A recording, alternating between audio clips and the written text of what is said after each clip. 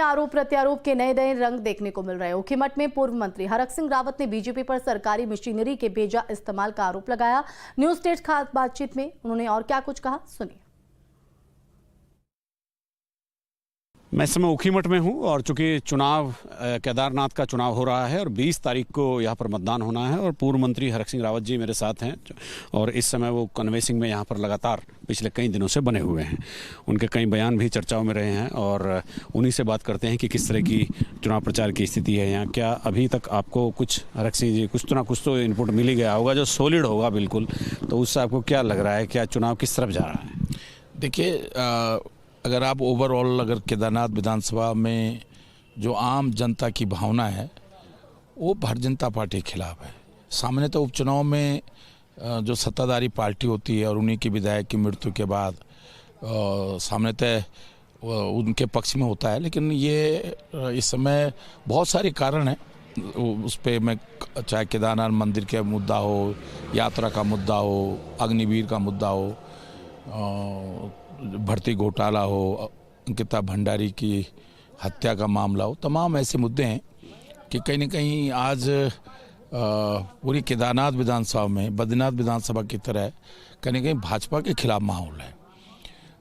लेकिन क्योंकि बद्रीनाथ हारने के बाद, मंगलौर हारने के बाद कहीं न कहीं भाजपा पूरी ताकत, पूरी जो सरकारी मशीनरी है अगर उसका दुरुपयोग करती है, धन बल के बलबूते पे चुनाव अगर जीतने की कोशिश करती है, तो मैं नहीं कह सकता, नहीं तो आम जन भाजपा के खिलाफ है। इस समय सबसे ज़्यादा मजबूत जो इलाका है वो जो केदारनाथ यात्रा वाला रूट है, वो सबसे ज़्यादा कांग्रेस का मजबूत है। और वैसे तो ओवरऑल अगर आप देखा जाए तो क्योंकि दूसरा जो क्षेत्र है तला नागपुर का, वो क्योंकि वो हमारे मनोज रावत का खुद गृह क्षेत्र है, कल मैं उस क्षेत्र में होके आया हूँ, तो वहाँ तो ठीक है। पहले कुछ थोड़ा बहुत नाराज़ी थी लोगों में, मैं उसका कारण नहीं जानता हूँ, लेकिन अब धीरे धीरे लोगों में एक माहौल धीरे धीरे बन रहा है। और मैं सोचता हूँ जैसे जैसे चुनाव नज़दीक आ रहा है वैसे वैसे कांग्रेस गांव में भी दिख रही है और सड़कों में भी दिख रही है। देखिए 8 साल हो गए सरकार को, भाजपा की सरकार को। 8 साल में कोई उपलब्धि नहीं है।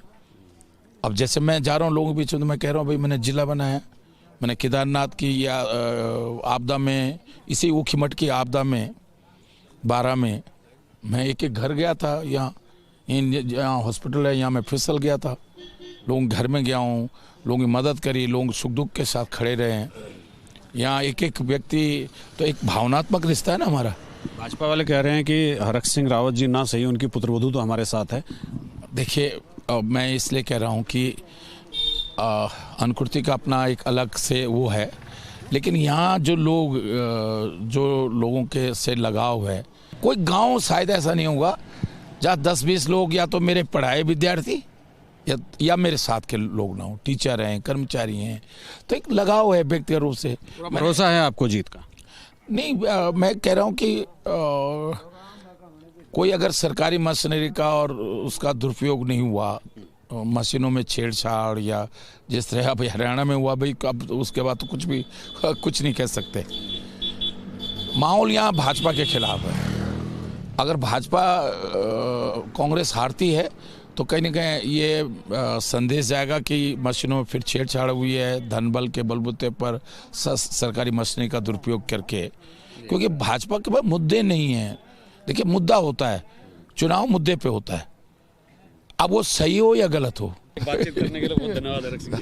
तो हमारे साथ पूर्व मंत्री हरक सिंह थे, कद्दावर नेता हैं कांग्रेस के, और उन्होंने यहाँ पर चुनाव प्रचार में पूरी कमान संभाली हुई है और मनोज रावत की जीत को लेकर के वो पूरी तरह से आश्वस्त हैं। मंत्रिमंडल में जो लोग मंत्री हैं धामी सरकार में, उन पर भी उन्होंने इशारों में बहुत सारी बातें कही हैं। समझने वाले को इशारा काफ़ी है। अपने सहयोगी कैमरामैन सोनी कुमार के साथ न्यूज स्टेट के लिए ऊखीमठ से अजीत सिंह राठी। और इस बीच कन्नौज से बड़ी खबर।